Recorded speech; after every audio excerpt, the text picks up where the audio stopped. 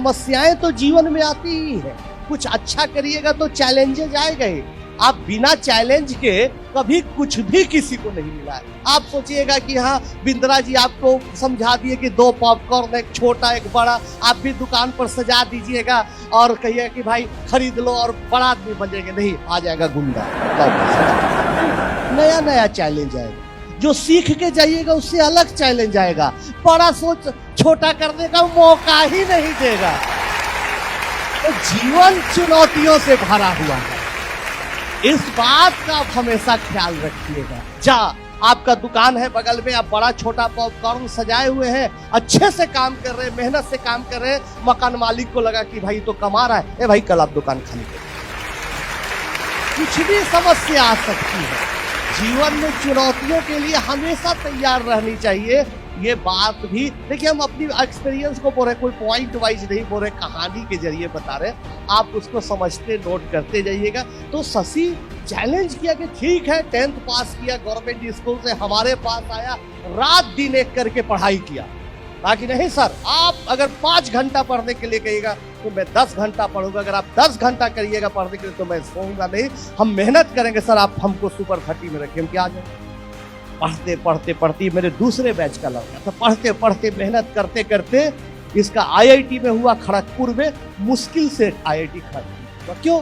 क्योंकि इसका रैंक उतना अच्छा नहीं था, इस परिवेश से आता था, उस परिस्थिति से आता था कि इसका बैकग्राउंड पढ़ाई उतनी बड़ी नहीं। लेकिन ये हो गया भाई, IIT गया, वहां भी मेहनत नहीं छोड़ा। क्योंकि लाइफ में जब आप एक कदम आगे बढ़िए तो अगला उसके अगला सोचते रहिए। तो मेहनत करते रहा, इंग्लिश सीखा, प्रोजेक्ट लिखते रहा, करते करते फर्स्ट ईयर में ही इतना अच्छा मार्क्स लाया, IIT खड़गपुर का सारा रिकॉर्ड तोड़ दिया और कंप्यूटर साइंस।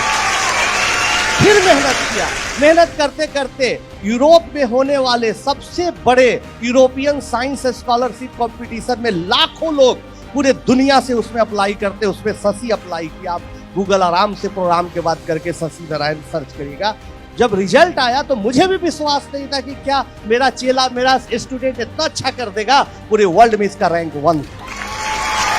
और आज यही शशि गूगल में लंदन में साइंटिस्ट है, आप देख रहे हैं, और एक ब्रिटिश लेडी से शादी भी कर।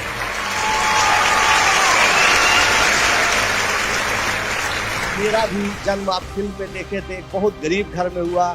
पिताजी पोस्टल एम्प्लॉय थे, कैम्ब्रिज पे जो एडमिशन हुआ था उसकी खबरें बहुत जगह खबरें आई कि भाई आनंद कुमार के पास पैसा नहीं है, उनको मदद कर दीजिए, मदद करिए। कई बड़े बड़े अखबारों में कहीं कोई मदद नहीं। बहुत बार जीवन में ऐसी परिस्थिति आएंगी कि आपको लगेगा कि कहीं से कुछ भी जुगाड़ लग जाता तो बहुत अच्छा होता। फिल्म में आपको एक घटना याद होगी, जो मिनिस्टर साहब ने बुलाया था पैसे के, याद होगी। फिल्म में जितना मिनिस्टर साहब ने अच्छी एक्टिंग की थी उतना तो फिल्म में दिखाया नहीं।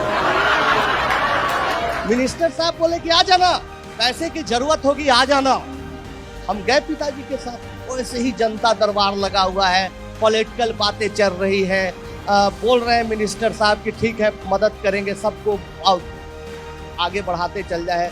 जाति की बात, किस पार्टी को, किस कैंडिडेट को वोट कितना दिया जाए, कितना टिकट दिया जाए, चल रही बात। मुझे बुलाया कि बैठिए, क्या बात है आपके सर, आप भूल गए, आप बोले थे पैसे के लिए आपने बुलाया था। एकदम फिल्मी अंदाज में बोला उन्होंने, बुलाया था। मैं उस हर नौजवान को बुलाता हूँ जो देश के लिए अच्छा काम करता है, जो प्रदेश के लिए अच्छा काम करता है। तूने भी अच्छा काम किया, आपको बुला लिया, बैठिए। मुझे लगा कि ये नेताजी तो भाई पैसा का बात ही नहीं किया, बड़ा चालाक आदमी है। फिर लगा पिताजी बोले कि भाई कान में हो सके बड़े आदमी हैं, भूल गए हो, तुम इनको अच्छे से समझाओ। तुम तो बोले खाली कि बुलाया, कान में बोले। फिर हम कहे प्रणाम सर। बोले अब क्या हुआ? हम कि सर ऐसा है कि आपने बोला था पैसे के चक्कर में। बोला था पैसे के चक्कर में, पैसे के चक्कर में मत पड़ना। अच्छे के लोगों को पैसे के चक्कर में बर्बाद होते देखा है। बड़े बड़े पॉलिटिशियन, IAS IPS जेल चले जाते हैं पैसे के चक्कर में। महात्मा गांधी पैसे के चक्कर में रहते थे, गौतम बुद्ध पैसे के चक्कर में रहते थे। पैसा के चक्कर में मत पड़ो, बैठो। हम कहते भाई ये तो एकदम फिल्म की तरह। जब फिल्म की कहानी लिखी जा रही थी, उस पर रिसर्च हो रहा था, तो हमारे डायरेक्टर थे विकास बहल जी या संजीव दत्ता स्क्रिप्ट राइटर, वो लोग बोलते थे कि भाई ये सब तो आपको फिल्म दिखाएंगे तो सब इसको फिक्शन समझेगा। ऐसा आपका जीवन में कई घटनाएं हैं कि सब पूछे लगे कि झूठ हो रहा है, लेकिन वाह क्या बात है, आपको तो और भी कहानी फिल्म की। तब फिर तीसरी दफा हम लोग निराश होकर निकल रहे थे। पिताजी कहे बेटा एक बार और ट्राई लो, साफ बोलो इनको कि विदेश जाना है। हम बोले सर प्रणाम, मुझे विदेश जाना। कहाँ जाना है? हम सर इंग्लैंड जाना है, कैम्ब्रिज जाना। ओ इंग्लैंड जाओ, अमेरिका जाओ, जापान और जर्मनी भी जाओ, अच्छा काम करो, लेकिन इस मिट्टी को जहां बिहार में तुम जन्मे हो कभी नहीं बोलना। इसी मिट्टी पर महावीर को कर्मभूमि रही है, गौतम बुद्ध को ज्ञान प्राप्त हुआ है, वापस यहाँ आके गिव बैक टू सोसाइटी करना। जाओ हैप्पी। फिल्म में इसी कारण दिखाया गया, लेकिन क्लाइमेक्स फिल्म में नहीं दिखाया गया। फिल्म की अपनी एक छोटी सी उम्र होती है, टाइम होता है, उसी में दिखाया जाता है। फिर इसके बाद जो फिल्म में नहीं दिखाया गया वो पार्ट बता रहे हैं। हम पिताजी के साथ गए, बाहर गए, सड़क के उस तरफ चाय बिक रही थी, मंत्री जी के क्वार्टर के ठीक ऑपोजिट ठेले पर चाय बिक रही थी। हम पिता पुत्र चाय पी रहे थे। चाय वाला पिताजी से पूछा कि बेटा नौकरी मांगने गए थे क्या? डांट सुन क्या है क्या? एकदम चेहरा दोनों का ऑफ है। पिताजी बताए नहीं भाई ऐसी बात है। चाय वाला गर्म हो गया। कौन भेज दिया इस मंत्री के पास आपको? कैसे गए? जो आदमी 3-4 महीने से मेरा उधार चाय मंगवा के पीता है, पैसा नहीं देता है, वो क्या आपको पैसा देगा? तो दोस्तों ये देश में बदलाव उसी वक्त आएगा जब आप लोग अच्छा व्यापार करेंगे। इस देश में बदलाव उसी समय आएगा जब आप लोग कोई नया इनोवेशन करेंगे। देश आपके सहारे है, राजनीतिज्ञों के सहारे नहीं है। इसको आप हमेशा नोट करिए। आप कितना अच्छा काम करते हैं ये महत्वपूर्ण है। आप कितना देश को टाइम देते हैं ये महत्वपूर्ण है। इसलिए आप इसको करिए। बहुत अच्छा है। बहुत धन्यवाद। बैठिए। फिर उसके बाद क्या हुआ, पिताजी इतने टेंशन में आ गए कि उनको लगने लगा कि भाई हम पैसा नहीं दे रहे हैं, बेटा का हवाई जहाज का किराया भी नहीं दे पा रहे हैं। बहुत दुखी रहते थे। हम लोग बार समझाते थे, दोस्त जैसे पिता थे कि अरे आप बेकार टेंशन में है, दिल्ली में पढ़ेंगे, पटना में पढ़ेंगे, कुछ अच्छा करेंगे, आप टेंशन नहीं लेंगे। लेकिन एकदम सडन हार्ट अटैक आ गया पिताजी का। पूरा बारिश हो गई थी, मुश्किल से हॉस्पिटल ले गए, वहाँ उनको मृत घोषित किया। तब माँ पापड़ बनाने लगी। उस समय देखिए दोस्तों ऑप्शन था। ये फिर एक अच्छी बात है।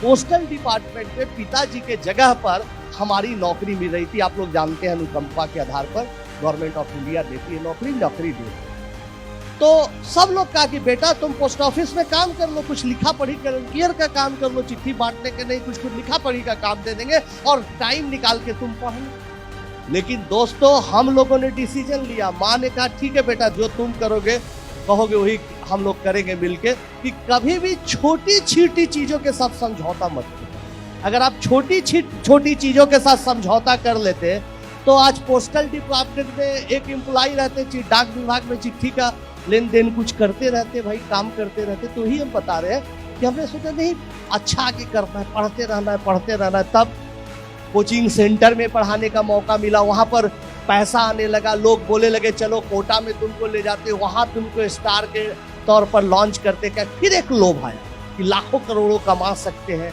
बहुत कुछ अच्छा कर सकते हैं।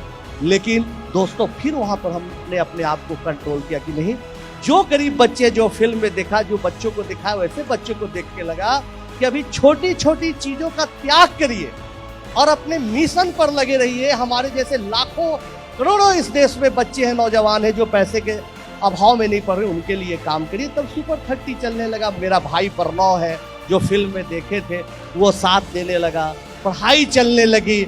माता जी आप देख रहे हैं खाना बना रही हैं, ये हमारी माता जी है, खाना बनने लगा, बच्चे पढ़ने लगे। तब आया डोनेशन का मौका। जब आपका नाम हो जाएगा, विवेक जी का आज नाम है, सब लोग आते हैं। लेकिन सोचिए विवेक जी जब शुरू किए होंगे, कोई नहीं सुनने आता होगा, कोई विश्वास नहीं करता होगा। तो कठिनाई उसी समय होती है दोस्तों कि जब आप कोई व्यापार शुरू करिएगा, जब आपका छोटा सा पूंजी, छोटी सी पूंजी से आप काम करिएगा, आप पर जनता यकीन नहीं करेगी, ग्राहक यकीन नहीं करेगा, यकीन बनाना पड़ता है। लेकिन जब रिजल्ट आने लगा, अच्छा होने लगा, तो सब लोग डोनेशन के लिए बोलने लगे। हर आदमी बोला, हर लगभग स्टेट के सीएम बोले, आपके हमारे माननीय मुख्यमंत्री नीतीश जी कई बार डोनेशन के लिए बोला, मनमोहन सिंह जी बोले, मोदी जी बोले, अंबानी जी बोला, महेंद्रा जी बोला। लेकिन दोस्तों फिर हमने समझौता नहीं किया। आज तक हमने 1 रुपया किसी से कोई चंदा, कहीं जाके कुछ बोलते हैं, कहीं जाके कुछ पढ़ाते हैं, 2 पैसा आता है, इसी से हमारा परिवार और सुपर 30 के 300 बच्चों का भोजन भात चलता है। 1 पैसा नहीं लिया।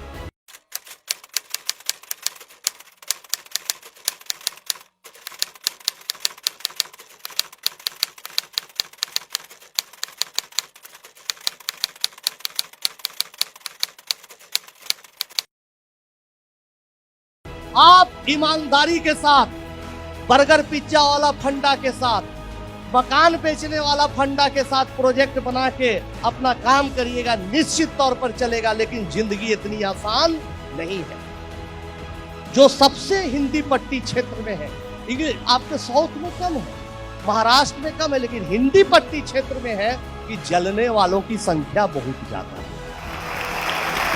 इस बात से वो ज्यादा दुखी है कि भाई आपका बिजनेस क्यों फल फूल रहा है, उनका क्या कष्ट है मतलब नहीं है। तो बहुत सारे कोचिंग माफिया लग गए पीछे हमारे, भाई पटना कोचिंग एसोसिएशन का मेंबर बन जाओ, चंदा दे दो, इधर तुम ज्यादा फीस लेके पढ़ाओ, ये सुपर 30 का साधु बनने का नाटक छोड़ो। क्या क्या चला फिल्म में, तो आपने एक अटैक देखा, फिर वैसे वैसे 4-5 अटैक हम पर हुए। और हमारा सबसे भयानक अटैक था कि हमारा नॉन टीचिंग स्टाफ मुन्ना जब मुझे बचाने गया तो इसके पेट में यहाँ से यहाँ तक पूरा चाकू से फाड़ दिया गया, और 5 दिन तक ये बेहोशी के हालत में था। सब लोग बोल रहे थे पटना मेडिकल कॉलेज में कि छोड़ दो पढ़ाना, छोड़ दो, क्या फायदा इस काम करने से, छोड़ दो। उस समय तो एकदम निराशा हो गई, सब दोस्त परिवार रिलेटिव सब बोल रहा था। डॉक्टर ने अचानक बोले, मैं भी डर गया कि क्या करे नहीं करे, छोड़ ही दे क्या। डॉक्टर ने बोला कि भाई इसको ऑपरेट करना पड़ेगा, बचाना मुश्किल है, हमको कम से कम 5-6 बोतल खून चाहिए। हम बोले खून, मेरे 300 बच्चों हॉस्पिटल में खड़ा था, बोला सर पहले मेरा ब्लड ग्रुप टेस्ट करिए, पहले मेरा ब्लड ग्रुप।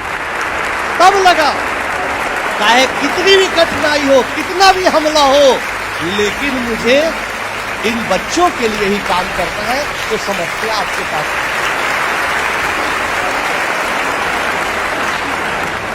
सर, एक्चुअली मैं भी, मेरा वर्ल्ड की टॉप यूनिवर्सिटी में सिलेक्शन हुआ तो यूरोप नहीं जा पाया। मैं भी एक कुछ कंट्रीब्यूट करना चाहता हूँ। मैं आपसे ये पूछना चाहता हूँ, इतना डिटर्मिनेशन, इतना डेडिकेशन, इतना पेशेंस कि अपनी पर्सनल हैप्पीनेस को सेक्रीफाइस करके आज पूरी दुनिया के लिए आप इतना बड़ा काम कर रहे हैं, इतना मोटिवेशन कैसे आ गया सर आपके अंदर? बहुत अच्छा सवाल है। बहुत बार हर इंसान को, आपको लगता होगा कि आजकल भी ऐसा हो सकता है कि कभी कभी मुझे भी निराशा होती है। ऐसा नहीं कि कोई आदमी, पहले तो दिमाग में आप ये रख लीजिए, कोई आदमी एकदम एब्सोल्यूट नहीं होता कि जिसको एकदम तकलीफों से लड़ने बहुत महान है, कोई ऐसा नहीं होता, सब नॉर्मल ही होता है।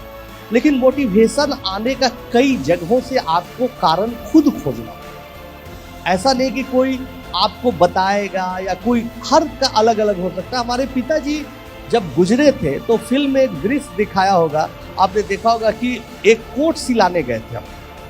वो अपने कोट को छोटा करवा के इंग्लैंड जाने वक्त हमको एक कोट देने के लिए दर्जी के पास गए थे, हमारी माताजी के साथ। फिल्म में शायद आपको याद है, जब वो कोट सिला गया तो जाना था कैम्ब्रिज, कोट अलमारी में टांग दिया गया। पिताजी कह गए अच्छा बेटा जब जाना तो इसको पहन के जाना। हमने कहा कि ठीक है भाई, पहन के जाएंगे।